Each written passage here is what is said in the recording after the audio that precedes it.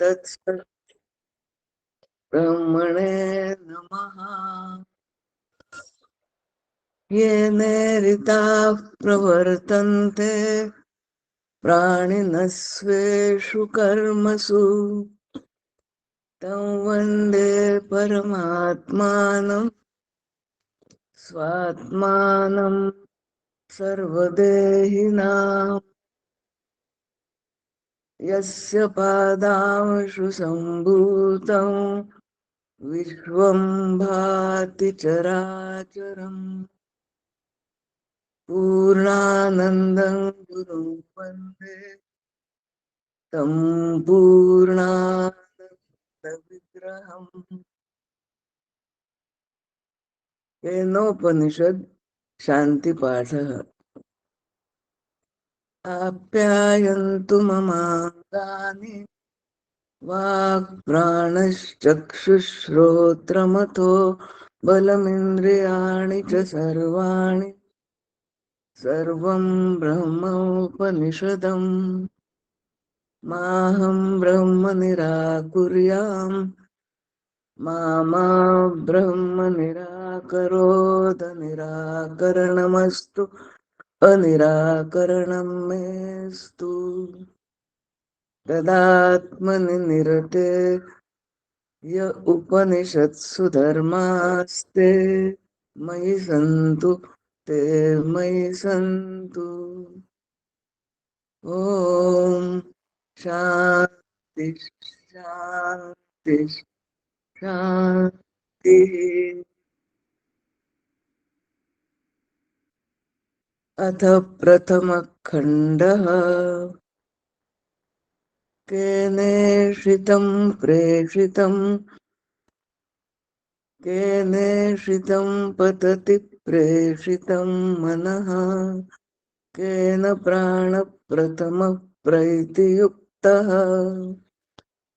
केनेषितां वाचमिमां वदन्ति चक्षुश्रोत्रं क उदेवो युनक्ति श्रोत्रस्य श्रोत्रं मनसो मनो यद् वाचोह वाचं सौ प्राणस्य प्राणः चक्षुषश्चक्षुरतिमुच्य धीरा प्रेत्यास्माल्लोकादमृता भवन्ति न तत्र चक्षुर्गच्छति न वाग्गच्छति नो मनो न विद्मो न विजानीमो यथैतदनुशिष्यात् अन्यदेव तद्विदितादतो अविदितादधि इति शुश्रुमपूर्वेषां येनस्तद्व्याचचक्षिरे यद्वाचानभ्युदितं येन वागभ्युद्यते तदेव ब्रह्मत्वं विद्धि नेदं यदिदमुपासते यन्मनसा न मनुते येनाहुर्मनोमतम् तदेव ब्रह्मत्वं विद्धि नेदं यदिदमुपासते यच्चक्षुषा न पश्यति येन चक्षुंषि पश्यति तदेव ब्रह्मत्वं विद्धि नेदं यदिदमुपासते यच्छ्रोत्रेण न शृणोति येन श्रोत्रमिदं श्रुतम् तदेव ब्रह्मत्वं विद्धि नेदं यदिदमुपासते यत् प्राणेन न प्राणिति येन प्राणः प्रणीयते तदेव ब्रह्मत्वं विद्धि नेदं यदिदमुपासते इति प्रथमः खण्डः। अथ द्वितीय खंडः। यदि मन्यसे सुवेदेति दहरमेवापि नूनं त्वं वेत्थ ब्रह्मणो रूपम्। यदस्य त्वं यदस्य च देवेष्वथ नु मीमांस्यमेव ते मन्ये विदितम्। नाहं मन्ये तु वेदेति नो न वेदेति वेद च। यो नस्तद्वेद तद्वेद नो न वेदेति वेद च। यस्यामतं तस्य मतम् मतं यस्य न वेद सः अविज्ञातं विजानतां विज्ञातमविजानताम्। प्रतिबोधविदितं मतं तममृतत्वं हि विन्दते। आत्मना विन्दते वीर्यं विद्यया विन्दते कृतम्। इह चेदवेदीदथ सत्यमस्ति न चेदिहावेदीन्महती विनष्टिः। भूतेषु भूतेषु विचित्य धीराः प्रेत्यास्माल्लोकात् भवन्ति। इति द्वितीय खंडः।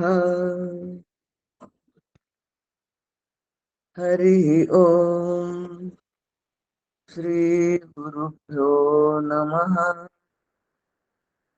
हरि ओम।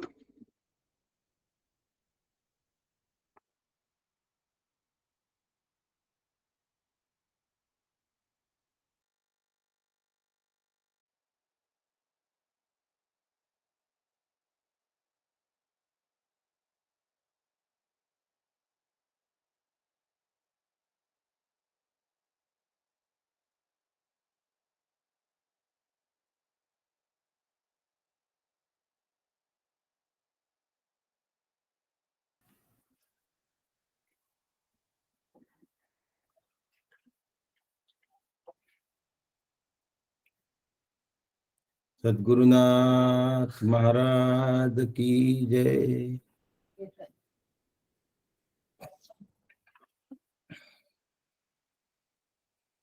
हरे राम राम राम हरे हरे, हरे कृष्ण कृष्ण कृष्ण हरे हरे, हरे राम राम राम हरे हरे, हरे कृष्ण कृष्ण कृष्ण हरे हरे। सद्गुरुनाथ महाराज की जय। वंशी विभूषित करान्नवनीरदाभा पीताम्बरादरुणबिम्ब फलाधरोष्टा पूर्णेन्दु सुंदर मुखादरविंद नेत्रा कृष्णात् परं किमपि तत्त्वमहं न जाने। श्रुतिस्मृतिपुराणानाम् आलयं करुणालयम् नमामि भगवत्पादं शङ्करं लोकशङ्करः।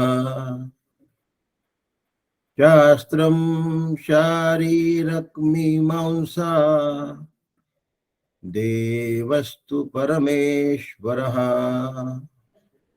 आचार्यः शङ्कराचार्यः सन्तु मे जन्म जन्मनि। कृते श्रीगणकाचार्य त्रेतायां मुद्गलो मुनि। द्वापारे भृगुव्यासौ च कलौस्तु शङ्करं स्मृतम्। शङ्करः शङ्कराचार्यः सद्गुरु सर्वसन्निभः सर्वेषां शङ्करः सन्तु सच्चिदानन्दरूपिणः ज्ञानदं सद्गुरुं शान्तम् अज्ञानारण्यदाहकम् नमामि परमाचार्यम् श्रीमच्छङ्करधारिणम् सदाशिवसमारम्भाम् शङ्कराचार्यमध्यमाम् अस्मदाचार्यपर्यन्ताम् वन्दे गुरुपरम्पराम् वन्दे गुरुपरम्पराम् सद्गुरुनाथ महाराज की जय।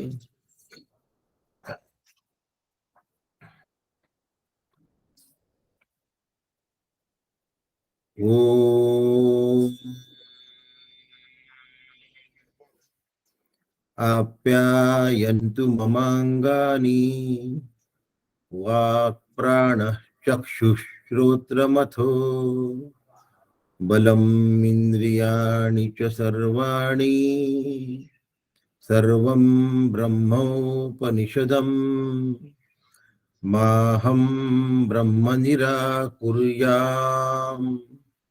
मा ब्रह्म निराकरो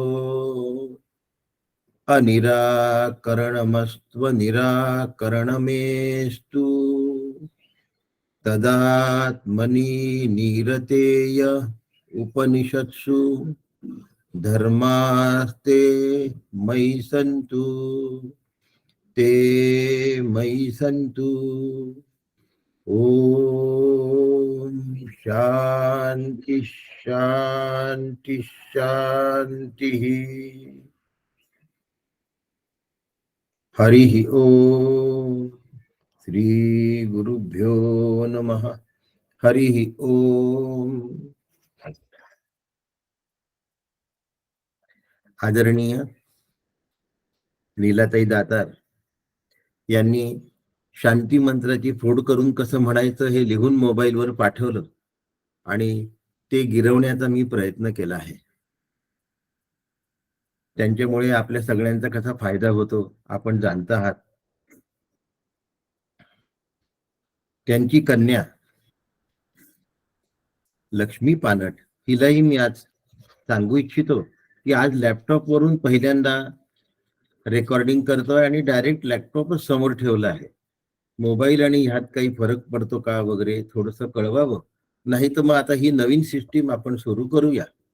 नीलाताईंपासून रेकॉर्डिंग आणि त्यानंतर लॅपटॉपवरच पुढे कंटिन्युएशन। लाईट आणि या सगळ्या दृष्टीने लक्ष्मी पानटनी आम्हाला सांगावं। सुनीताताईंची स्नुषा आहे ती आणि नीलाताईंची कन्या आहे ती। आज आपण उपनिषद मंत्रा आरंभापूर्वीच पुन्हा काय करतो आहे, बैठक तयार करतो आहे। 2 वेळ झालाय संबंध भाष्य सांगून, 2 दिवस झाले आहेत संबंध भाष्य सांगणंच चालू आहे। सारखं संबंध भाष्य सांगणं या गोष्टीला एवढं महत्व देण्याचं काय कारण असं खूप जणांना वाटतं। आणि असा प्रसंग माझ्याकडे आला सुद्धा। एका महान सत्पुरुषाच्या कन्येने मला हा प्रश्न विचारला आणि म्हणून तेव्हा माझ्या लक्षात आलं की संबंध भाष्याचं महत्व अनेकांना माहितीच नाही। उपनिषदांचा अभ्यास करायचा म्हणजे फक्त केनेशितम पतती प्रेषितम मनापासून सुरू केलं, ओम ईशावास्यमिदं सर्वम पासून सुरू केलं, श्रेयस्य प्रेयस्य पासून सुरू केलं की उपनिषद सुरू झालं। असा लोकांचा समज नव्हे. उपनिषदाची बैठक महत्वाची आहे. घराची बैठक जशी पिलर्सवर असते आणि ते पिलर्स खाली भक्कम मजबूत जमीन लागल्याशिवाय उभे करता येत नाही. आणि उभे केल्यानंतर आडव्या पिलर्सचा आणि उभ्या पिलर्सचा संपर्क एकमेकाशी संस्थापित करायचा असतो, त्याला संबंध असं म्हणतात. आणि म्हणून संबंध भाष्याची अतीव गरज आहे उपनिषदांमध्ये. आणि भगवत पूज्यपाद श्रीमद आद्य शंकराचार्य यांनी संबंध भाष्य लिहून काढलं आणि 10 उपनिषदांवर लिहिलंय. दशोपनिषद आहे. माऊलींनी सुद्धा दशोपनिषदांचा उल्लेख केला. त्यामुळे प्रमुख उपनिषद 10, बाकी गौण उपनिषद आहेत, पण हलके नाहीत.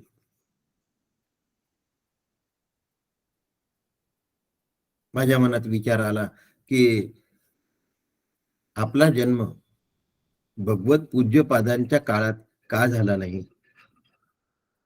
की ज्यामुळे आपला उद्धार झाला असता. आणि विचार केला की उद्धार होण्याच्या योग्यतेचा तेव्हा मी नसेल, म्हणून मला आजवर जन्म घ्यावे लागले.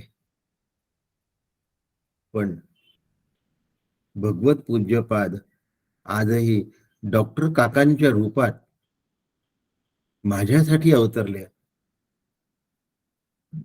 आणि ह्या विचारानंतर मी डॉक्टर साहेबांना श्रीगुरु म्हणून शरण गेलो.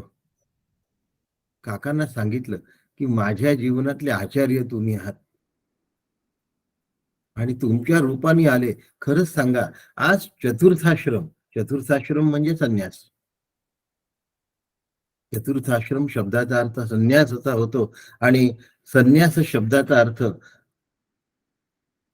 संन्यस्यति इति संन्यासः, सर्व गोष्टींचा त्याग.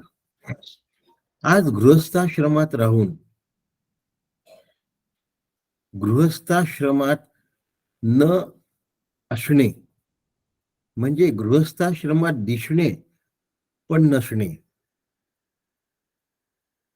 वानप्रस्थ घरी राहून कसा स्वीकारायचा ह्याच्या सगळ्या युक्त्या काकांनी शिकवल्या.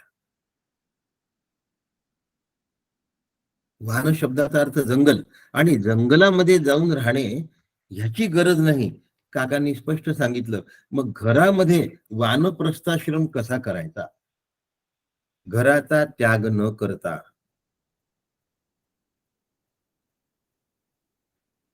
म्हणजे वस्तू त्याग न करता संगत त्याग कसा करायचा. आणि चतुर्थाश्रमाला कसं पोचायचं, घरात राहून सामान्य लोकांसारखं, सामान्य माणसांसारखं राहून आणि दिसून संन्यास कसा स्वीकारायचा, हे आजच्या काळातले भगवत पूज्यपाद श्रीमद शंकराचार्य हे माझे श्रीगुरु डॉक्टर काका आहेत. त्यांना सुनील दादा चिंचोळकर सुटाबुटातले ऋषी म्हणत असत आणि मी आजच्या काळातले शंकराचार्य म्हणतो, परंतु आद्य शंकराचार्य म्हणतो. आजच्या काळात आद्य शंकराचार्य माझ्या श्रीगुरूंच्या रूपामध्ये अवतरलेले आहेत. आणि म्हणून ही उपनिषद म्हणजे श्रुती, भगवद्गीता म्हणजे स्मृती, आणि ब्रह्मसूत्र ह्या तीनची सांगड म्हणजे प्रस्थानत्रयीचा अभ्यास करून मोक्ष कसा प्राप्त करून घ्यायचा हे डॉक्टर काकांनी शिकवलं. काकांच्या वागण्यातून, काकांच्या बोलण्यातून आम्हाला हे शिकायला मिळालं. आणि काकांचे अभ्यासकही ह्या गोष्टीमध्ये निपुण आहेत. माझ्यासारखे अन्य कितीतरी, माझ्या व्यतिरिक्त 11 असं मला म्हणायचं नाहीये, असे 111 1011 असू शकतात माझ्या व्यतिरिक्त, की ज्यांनी काकांपासून शिकून आपलं जीवन संसारामध्ये राहत असताना संन्यासासारखं कसं घालवायचं हे बघा. भगवे कपडे घालून, छाटी लंगोटी आणि कमंडलू घेऊन बाहेर गेलं तर जग लगेच संन्यासी म्हणून तुमचा सन्मान करतो, पण घरात सगळ्यांसारखी सगळ्यांसारखं राहायचं. कडेवर नात नातवाला घेऊन फिरायचं, पण अंतःकरणात नात नातू ठेवायचं नाही. हे जगाला कळत नाही, पण श्रीगुरूंना कळतं. आणि आपल्याला आपण लवकरच विरक्त झालो असं वाटत असतं. वर्षानुवर्ष लागतात या मेहनतीला. आणि यासाठी सद्गुरूंची कृपा लागते, सद्गुरूंची प्राप्ती आणि त्यानंतर सद्गुरूंची कृपा.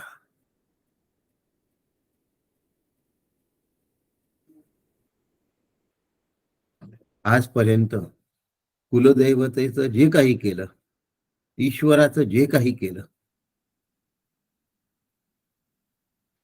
धर्माधिष्ठित पद्धतीने शास्त्राला धरून जे भगवंताचं केलं, त्या भगवंतानी पूर्ण कृपा केली. आणि भगवंताची परिपूर्ण कृपा, भगवान कुलदेवता श्रीकृष्ण याची पूर्ण कृपा म्हणून मला सद्गुरु श्रीकृष्ण लाभले. म्हणून आचार्यांच्या रूपात आणि भगवान श्रीकृष्णांच्या रूपात श्रीकृष्ण दत्तात्रय देशमुख परमपूज्य डॉक्टर काका मला श्रीगुरु म्हणून लाभले. शंकराचार्यांनी आजच्या काळात त्यांच्या रूपात अवतार घेतला माझ्यासाठी.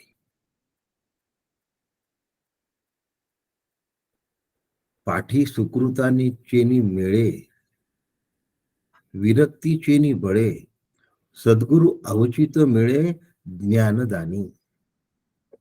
केनोपनिषदातली ओवी आहे 11 नंबरची. केव्हा मिळतात तो सद्गुरु? पाठी सुकृताची मिळे. आधी कुलधर्म कुळाचार, ईश्वर गतता जेव्हा सांभाळल्या जाते,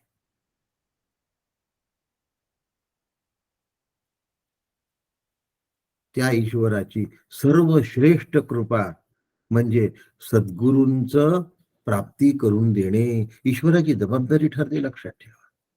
घरदार सुधरवणे ईश्वर कधी करत नाही. आपल्या प्रारब्धाच्या म्हणजे पाप पुण्याच्या बलाबलानुसार फळ देणे हेच ईश्वराचं काम आहे. त्यात सोनाराच्या तराजूपेक्षा सुद्धा अत्यंत परफेक्ट तराजू ईश्वराचा असतो.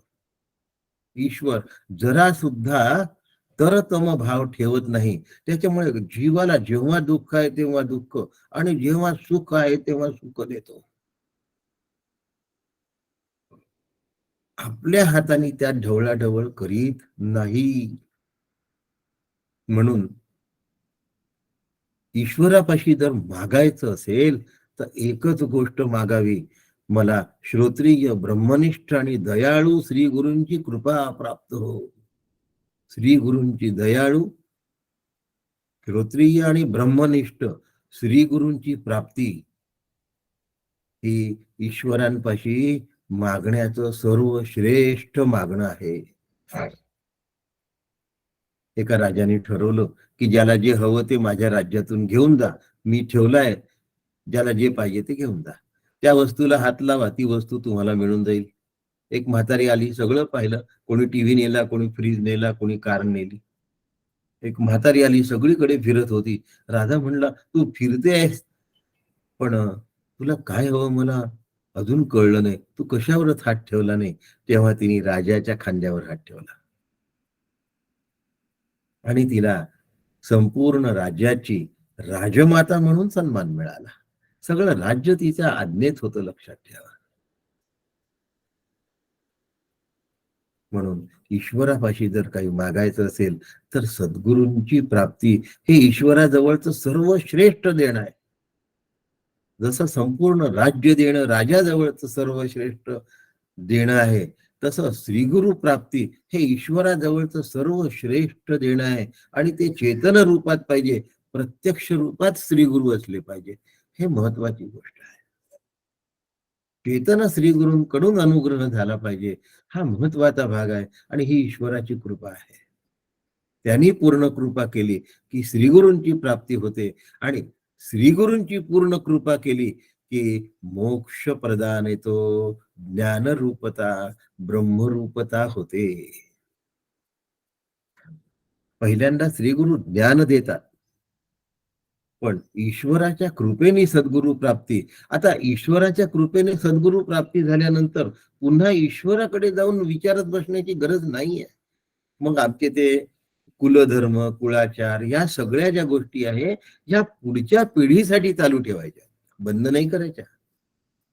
पण त्यातनं आपण आता पुढच्या पिढीला कार्यरत करायचं, की चला हे करा बरं, यांनी मला सद्गुरू मिळवून दिलेले आहेत.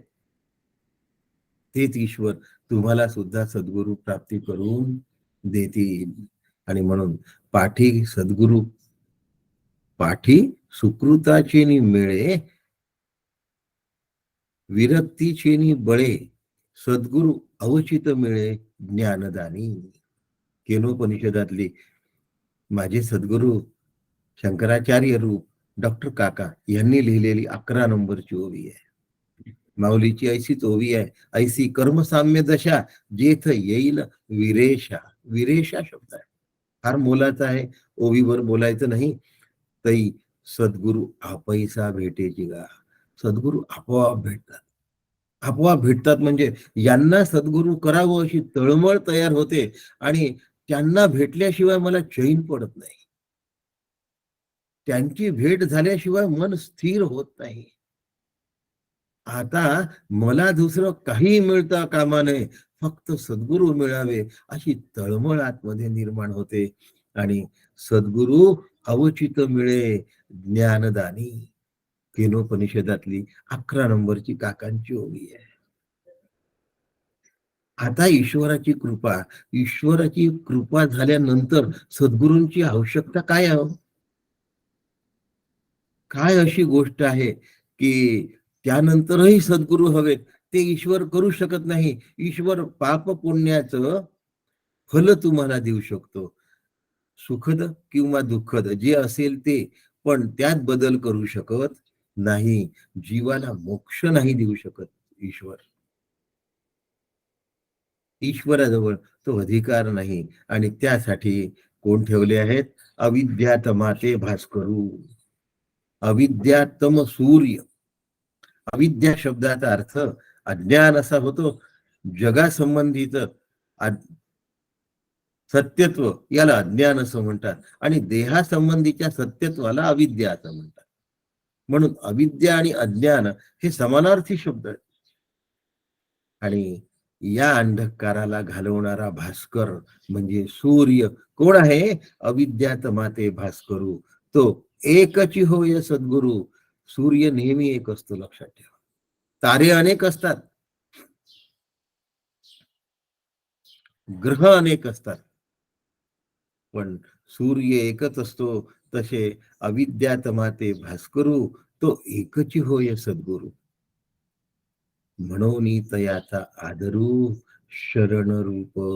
श्री गुरूंना शरण जाऊनच आदर करायचा असतो. शरण म्हणजे त्यांच्या चरणावर मस्तक ठेवणे एवढा अर्थ नाही, ते सांगतील तसं जगणे.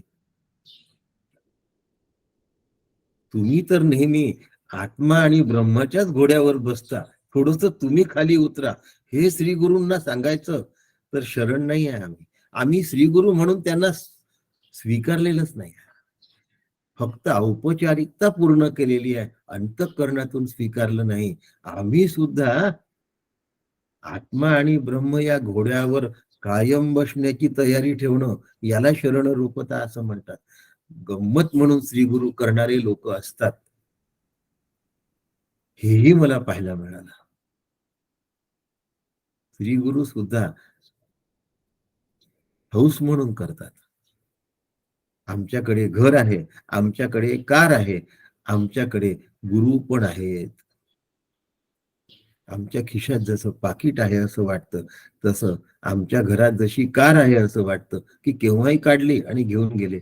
तसे श्री गुरुही आम्ही केलेले आहेत. आम्ही शिक्का लावून घेतलाय, आता गुरूंना धावणच आहे आमच्यासाठी. असं नसतं. बंधन तुम्ही गुरूंवर घालू शकत नाही, ते बंधनातीत असतात. म्हणून तयाचा आदरू शरण रूप. मनुष्य विश्वातील बाह्य गोष्टींचा विचार कर असे शिष्य कधी काही करू शकत नाही, कारण त्यांना काही करायचंच नसतं. आणि गुरु शब्द नुसता शब्द प्रयोग असतो, परंतु त्यांनी शरणरूपता नसते. त्यांच्या मनाने किती आहे म्हणून सांगितलं, आणि 1000 दिवस जरी रडले तरीही ते शरण आलेले नसतात.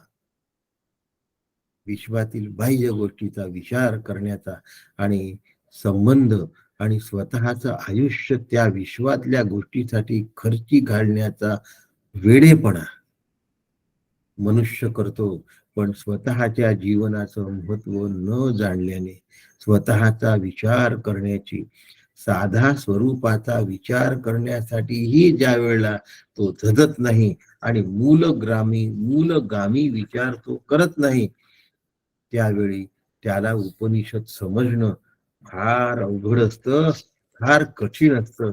त्याच्या क्षमतेच्या ते बाहेर असतं.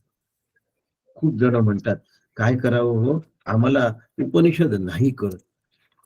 फार कठीण आहे हो उपनिषद, आम्हाला उपनिषद कळत नाही, कसं करावं? तदात्मनी निरतेय उपनिषत्सु धर्मास्ते मयी संतु. आत्म्यामध्ये रत झालेला जो मी आहे, त्याच्या ठिकाणी उपनिषदातली सांगितलेली ब्रह्मविद्या प्रगट होते.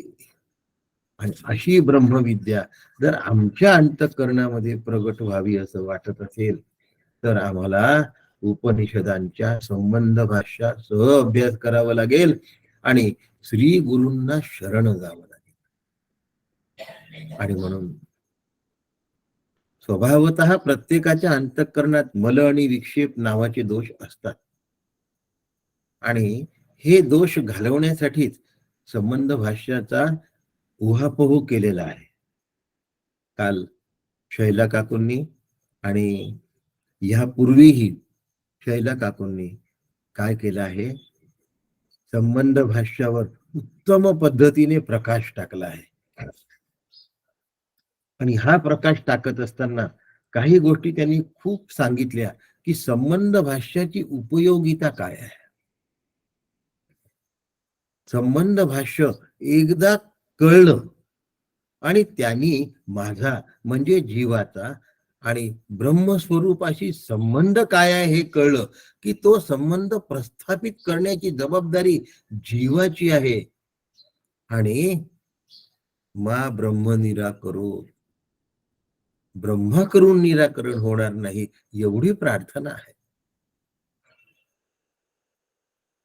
आणि अशी प्रार्थना करत असताना आम्हाला हे लक्षात घेतलं पाहिजे की या उपयोगितेचा मला काय केला पाहिजे, फायदा करून घेतला पाहिजे. हा फायदा कसा करून घ्यायचा यासाठी संबंध भाष्य आहे.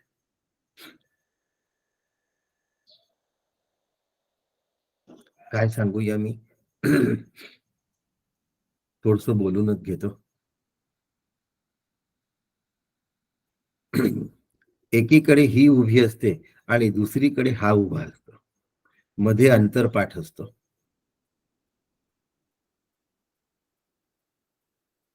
अंतरपाठ 2 भटजींनी धरलेला असतो. ही आणि हा, वधू आणि वर यांच्यामध्ये अंतरपाठ 2 भटजींनी धरला असतो आणि ते ईश्वराचं आवाहन करत असतात. तदेव लग्नम सुदिनम तदेव, तारा बलं चंद्र बलं तदेव, विद्या बलं चंद्र बलं तदेव, असं आवाहन करतात.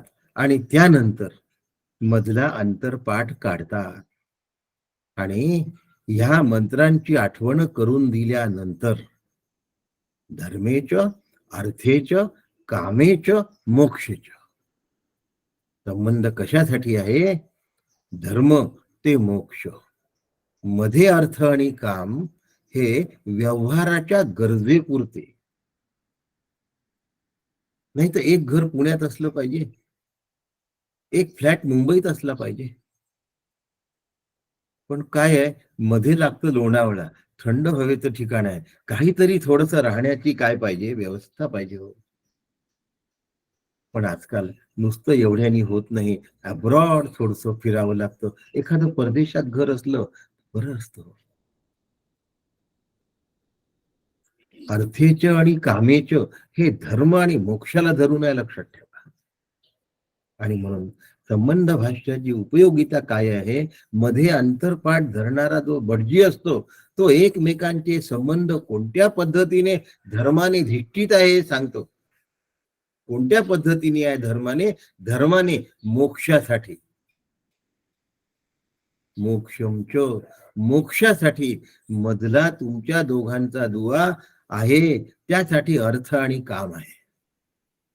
लक्षात ठेवा, कामाला तिसरा नंबर दिला आहे.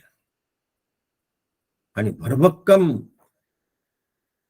पाया आणि भरभक्कम भिंत धर्म आणि मोक्षाची उभी केली आहे. आणि त्यानंतर भटजी अंतरपाठ दूर करतात आणि एकमेकांना तुमचे संबंध काय आहे हे सांगितल्यानंतर, ते विचार दिल्यानंतर अंतरपाठ काढल्या जातो. सगळ्यांचे आशीर्वाद मिळतात. तो क्षण ईश्वरांना भगवंताला आमंत्रित केलेल्या वेळेप्रमाणे असतो. नवरदेव किती वेळ घोड्यावर नाचला त्याच्यावर नसतो. देवाला ज्या वेळी मुहूर्त दिलेला आहे त्या क्षणी भगवंत देव त्या ठिकाणी अक्षद टाकायला आले असतात. म्हणून मुहूर्त जपणं अत्यंत मोलाचं आहे. तुम्ही आधी 2 तास नाचा तो भाग माझ्या बोलण्यातला नाहीये. माझ्या सांगण्याचा विषय आहे, त्या मुहूर्तावर ईश्वर अक्षद टाकायला आलेल्या असतात. अक्षता टाकतात.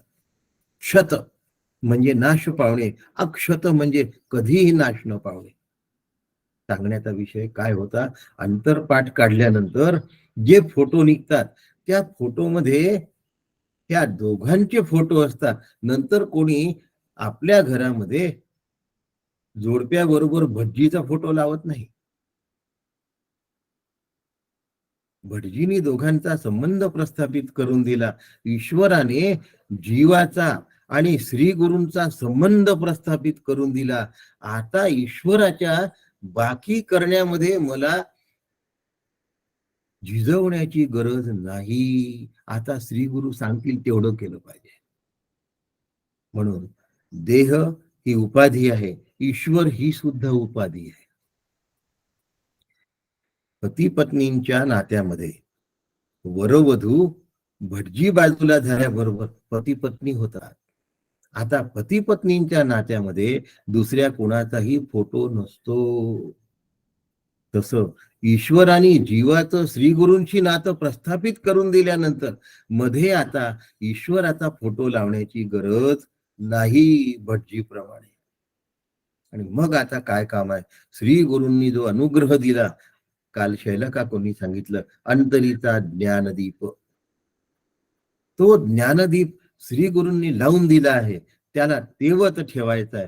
त्याची ज्योत आणखीन काय करायची आहे? प्रस्फुटित, प्रफुल्लित झाली पाहिजे. ती आणखीन अधिक तेजोमय झाली पाहिजे. संसारातलं नातं तात्कालिक असतं, संसारातलं नातं क्षणिक असतं. गुरु शिष्यांचं नातं क्षणिक नसतं. शिष्यानी ते सांभाळलं नाही तर त्याचा लाभ शिष्याला नाही होत. रेनकोट घातल्यानंतर जर पावसात गेला तर पावसाचा लाभ नाही होत. पण ते नातं दृढ आणि अपरिवर्तनीय करण्याचा प्रयत्न मी करतो आहे का? आणि त्या नात्याचा माझा संबंध मी घट्ट करतो आहे का? हे संबंध भाष्यातून आचार्य सांगतात. म्हणून कर्मातून ज्ञानाला शिफ्टिंग आहे. पंचविषयांचं मिथ्यात्व जाणायचं आहे. काकांची ओवी आहे, जो जगता देखे डोळा, पाहे सारीची अवकळा, नाना विषयांची या लीळा, बंधरूप विषयांच्या लीला आहेत. आणि त्या लीला बंधरूप आहेत, म्हणजे मला बांधून टाकतात, मला जखडून टाकतात. पोलिसांजवळ हातकडी असते आणि हातकडी हातात घातली, त्याची किल्ली फिरवली की हात बंद होऊन जातात. आणि मग आपल्याला पहिल्यांदा असं वाटतं काय लावून राहिले, नंतर आपल्याला हातच नाही हलवता येत. मर्यादा तयार होतात. एवढ्या मर्यादेतच ते हात हालतात. जास्त हात फैलवता येत नाही, उंचावता येत नाही. तसा नात नातू आणि नात्यातला विळखा हा बंधरूप आहे. आणि तारीची अवकळा. नातं कसं असतं हो? गोड वाटतं पण टोचणार असतं. लग्नाला नाही गेलं की पहा मग नातं कसं असतं. वास्तूला जाऊन प्रेझेंट नाही दिलं की बघा नातं कसं असतं.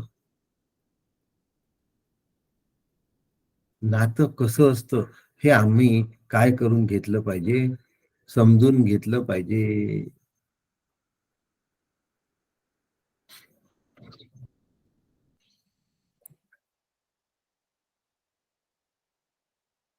ते जे समजून घेतलेलं नातं आहे ते आम्हाला बंधनात आणत आहे, एवढं आम्हाला लक्षात आलं पाहिजे. आणि एवढं जर लक्षात आलं तर मग आमचं जमलं काम, नाही तर नाही जमत बरं का.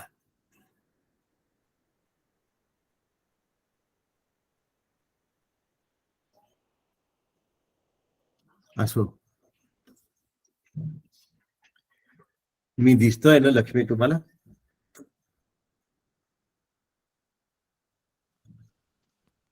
खैर, हो काका. लॅपटॉपवर आलाय, which device did you plug in असं आलं आहे लिहून. माहिती नाही मला काय. कंटिन्यू करा, काही नाही होणार. हा ठीक आहे. आणि म्हणून पंचविषयातलं मिथ्यात्व जर जाणलं नाही तर हे पंचविषय मला बंधनात अडकवल्याशिवाय राहत नाही, हे मला फसवल्याशिवाय राहत नाही. म्हणून काकांनी शिकवलं की घरामध्ये राहायचं, गृहस्थाश्रमात दिसायचं आणि वानप्रस्थामध्ये पाऊल टाकायचं. हळूहळू ते चतुर्थाश्रमात म्हणजे संन्यासात गेलं पाहिजे. घरात राहून काय असतं हो संन्यासाचं? मिळालेली भिक्षा नदीच्या वाहत्या पात्रामध्ये बुडवायची आणि गायत्री मंत्र म्हणायचा एवढा मोठा.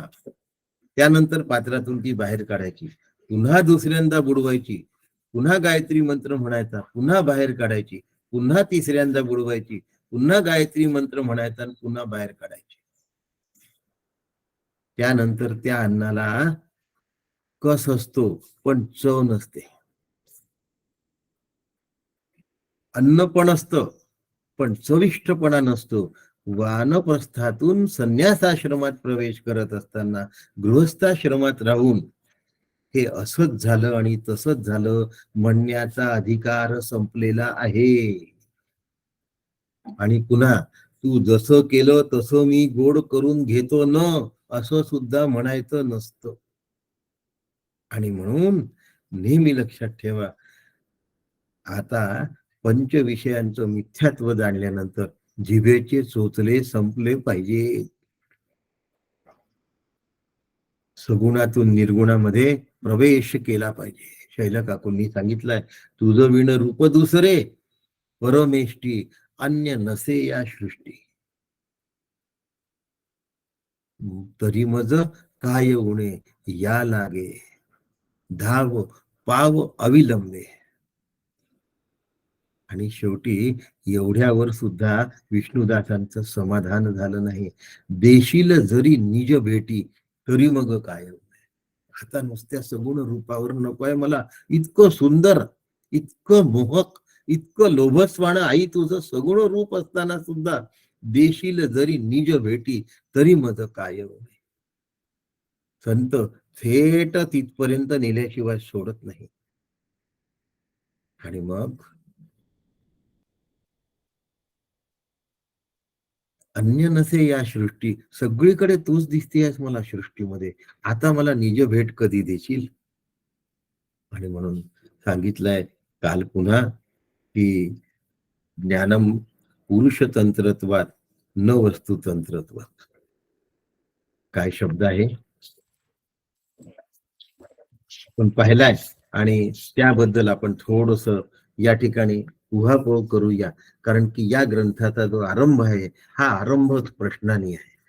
प्रश्नापर्यंत जर जायचं असेल, ज्ञानम न पुरुषतंत्रत्वात, ज्ञानम वस्तुतंत्रत्वात.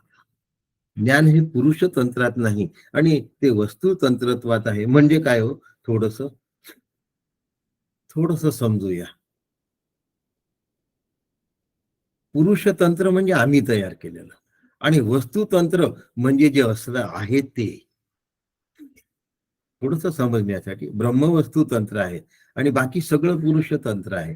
पण सध्या उदाहरणासाठी समजायचं म्हणजे आम्ही तयार केलेली शेकोटी ही पुरुष तंत्र आहे आणि सूर्यामध्ये असलेली उष्णता ही वस्तुतंत्र आहे.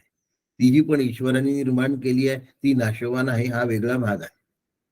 पण ब्रह्मासारखं दुसरं उदाहरण देता येत नाही. म्हणून समजून घेण्यासाठी तसं उदाहरण साम्य. जसं सर्वात सूक्ष्म आकाश आहे, पण ब्रह्म आकाशाहूनही सूक्ष्म आहे, पण सांगताना सांगावं लागतं आकाशासारखं सूक्ष्म आहे. तसं मग तो जो सूर्य आहे तो सूर्य वस्तुतंत्र आहे आणि हा जो वस्तुतंत्र आहे तो वस्तुतंत्र ज्ञान न पुरुषतंत्रत्वात, ज्ञान वस्तुतंत्रत्वात. म्हणजे कर्म हे कर्त्यावर अवलंबून असतं, पण आत्मस्वरूप हे स्वभावतः वस्तुतंत्र आहे, ते कशावरही अवलंबून नाही. आणि म्हणून वेदोक्त म्हणजे श्रौत आणि पुरुषोक्त म्हणजे स्मार्त आणि श्रौत आणि स्मार्त कर्मावर सुद्धा हे अवलंबून नाही.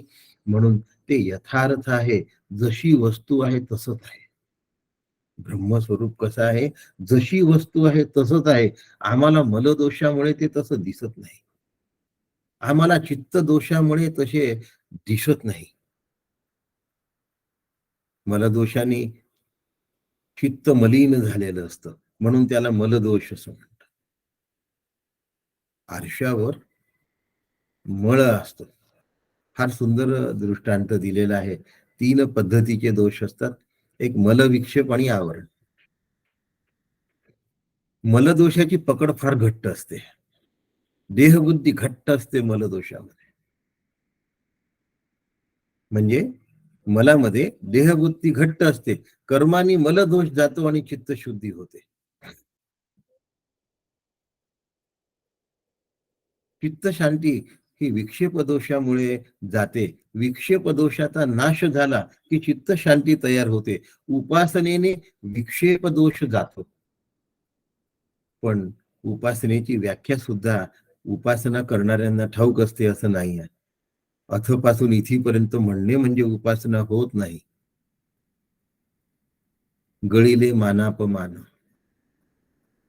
ओवी आहे बघा, मान आणि अपमान हे ज्या दिवशी नाहीसे होऊन जातात त्यालाही उपासना केली म्हणून सांगतात. उपासकाला मान आणि अपमान नावाची गोष्ट राहत नाही. सगळं ईश्वराच्या स्वाधीन झाल्यानंतर अपमान सुद्धा ईश्वराच्या इच्छेने झालाही त्याची तयारी असते.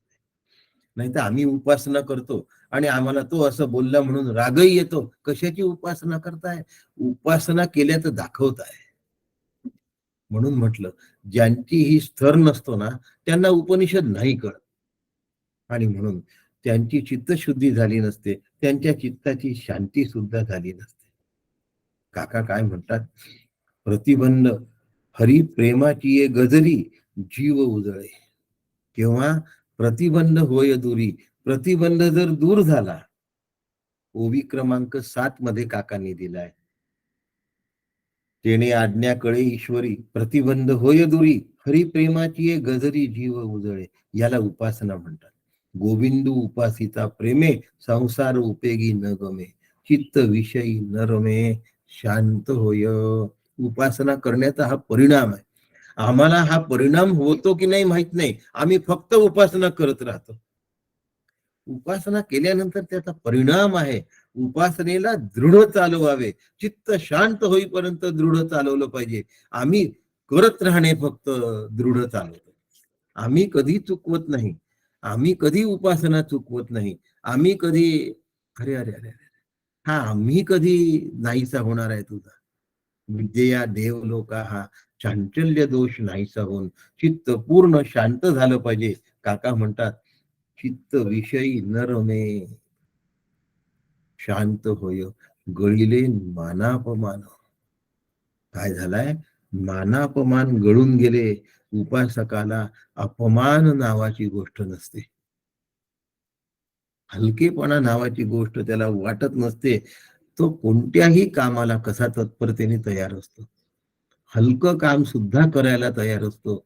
पण ते त्यांनी सांगितलं मग मी करणार नाही, आणि काय काय काय काय. आणि म्हणून अंतःकरण तिथपर्यंत जाऊन पोहोचतो आहे की नाही याच्यासाठी सावध राहायचं असते.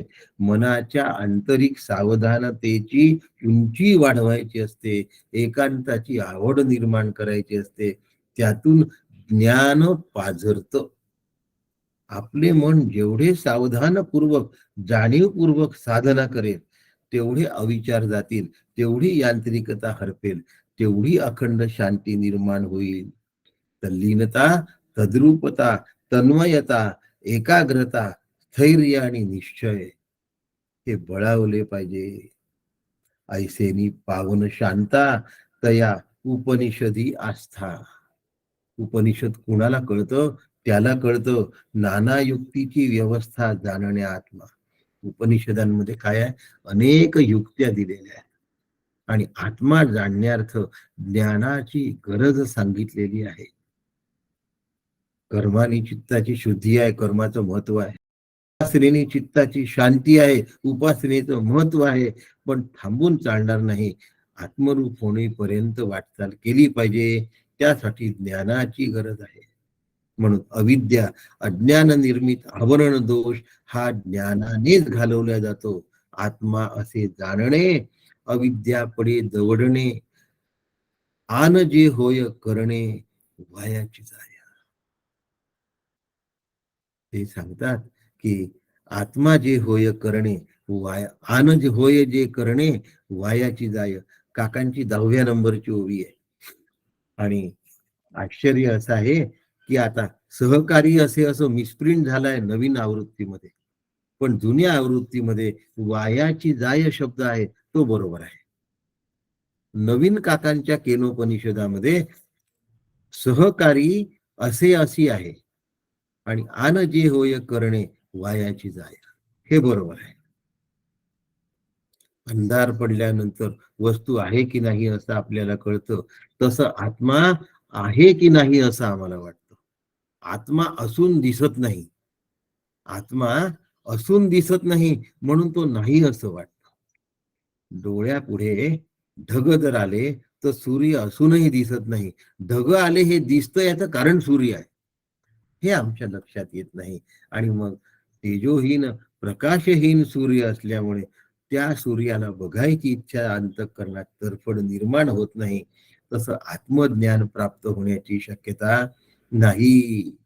म्हणून स्वरूपाचं ज्ञान घालवण्यासाठी आवरण दोष गेला पाहिजे, आणि आवरण दोष जाण्यासाठी सर्वांनी वेदांताचा म्हणजे उपनिषदांचा अभ्यास केला पाहिजे. आत्मज्ञान सांगितले तर अज्ञानाचं आवरण जातं, ज्ञानाने जातं ना. आणि म्हणून या उपनिषदाची ही उंची आहे. केनेशितम विषयच काय आहे, परब्रह्मा स्वरूपाबद्दलचा विषय आहे. ज्ञानकांड वेदांतामध्ये आत्मकल्याण एव कर्तव्यम, आत्मप्राप्ती हाच खरा पुरुषार्थ सांगितला आहे. आणि म्हणून या पुरुषार्थासाठी परब्रह्माचं ज्ञान होण्याची गरज आहे, नितांत आवश्यकता आहे. आणि त्यासाठी त्या उंचीवर आम्हाला गेलं पाहिजे. श्री गुरूंना अनन्य शरण जाऊन ती उंची मी गाठतोय का? कारण प्रश्न आहे, केनेशितम पतती प्रेषितम मनाः, केन प्राणाः प्रथमाः प्रैतियुक्ताः. केनेशितां वाचमिमां वदन्ति चक्षुः श्रोत्रम कौ देवो युनक्ती. या श्लोकाबद्दल आपण उद्या बोलत असलो तरी याची पार्श्वभूमी ही आहे की मनाला कोण प्रेरणा देतं, प्राणाची प्रेरणा काय आहे, वाणी कोणामुळे बोलते. म्हणजे त्याला हे माहिती आहे की वाणी अचेतन जड आहे, मनही अचेतन जड आहे. आता चक्षुः श्रोत्र हेही अचेतन जेड आहे. हे कोणामुळे? म्हणजे या उंचीवर साधक आधीच आलेला आहे आणि आम्हाला या उंचीवर जाता आलं पाहिजे. म्हणून मलविक्षेप हे दोष आमचे गेले पाहिजे. त्यासाठी कर्म आणि उपासना श्री गुरु निर्देशित पद्धतीने झाले पाहिजे.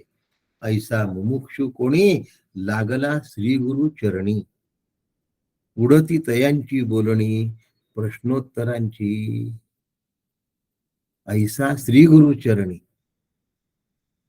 काय म्हणतात? ऐसा मुमुक्षु कुणी लागला श्री गुरु चरणी, उडती तयांची बोलणी प्रश्नोत्तरांची. कुणी जो मुमुक्षु स्वतःच स्वरूप जाणून घेण्यासाठी श्री गुरूंच्या पायावर लोटांगण घालतो आहे. लोटांगण शब्द का वापरला? कारण आधीच्या ओवीमध्ये शब्द आहे म्हणून तयाचा आदरू शरण रूप. 12 क्रमांकाची ओवी आणि ही 13 क्रमांकाची ओवी आहे. म्हणून लोटांगण शब्द या ठिकाणी वापरला. श्री गुरूंच्या चरणावर त्यांनी लोटांगण घातलं आणि श्री गुरूंना शरण गेला. आणि असा जो मुमुक्षु आहे लागला श्री गुरु चरणी, उडती तयांची बोलणी प्रश्नोत्तरांची. ज्याला मल आणि विक्षेप दोष घालवता आला नाही त्यांनी श्री गुरूंच्या चरणावर साष्टांग वंदन करावं आणि संपूर्ण शरणागती स्वीकारावी अंतःकरणाने. तर त्याला पुढचे प्रश्नोत्तर निश्चित कळणार आहेत. उडती तयांची बोलणी प्रश्नोत्तरांची. प्रश्न आणि उत्तर रूप जे बोलणी आहे ती बोलणी त्यांची आपल्याला सहज आकलन होईल. केनोपनिषद कठीण वाटतं असं म्हणायची वेळ येणार नाही. अशी वेळ आपल्या जीवनात न येण्यासाठी श्री गुरूंना शरण गेलं पाहिजे. ते सांगतील तसंच मला जगता आलं पाहिजे, वागता आलं पाहिजे. मग अज्ञानाचा अंधकार घालवणं सहज शक्य आहे गुरूंना शरण गेल्यानंतर. कारण अज्ञान तमाते भास्करू. अज्ञान आणि तम, तम शब्दाचा अर्थ पुन्हा अंधकार असा होतो.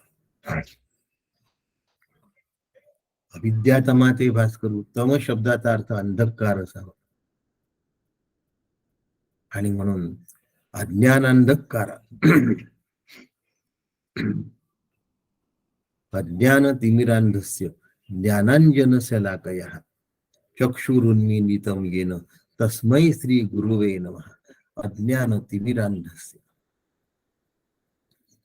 ज्ञानरूपी अंजन शलाकयः, डोळ्यामध्ये ज्ञानरूपी अंजन घालतात म्हणजे वैचारिक अंजन. विचार अविद्या तमाते भास्करू तो एकची होय सद्गुरु. म्हणून तयाचा आदरू शरण रूप. असा जो आहे ते श्री गुरु आहेत आणि ते श्री गुरूंना शरण गेले तर उपनिषद समजेल. आम्हाला हे कठीण जाईल अशा भ्रमामध्ये राहू नका.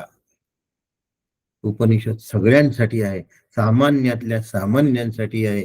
2 दिवस संबंध भाष्य शैला काकूंनी घेतलं आहे आणि आज श्री गुरूंच्या माध्यमातून ईश्वराने माझा आणि श्री गुरूंचा संबंध कसा प्रस्थापित करून दिला हे तुम्हाला सांगितलं आहे. आता श्री गुरूंच्या आदेशानुसार मला पुढचं पाऊल टाकता आलं पाहिजे, खंबीरपणे टाकता आलं पाहिजे, निश्चयाने टाकता आलं पाहिजे.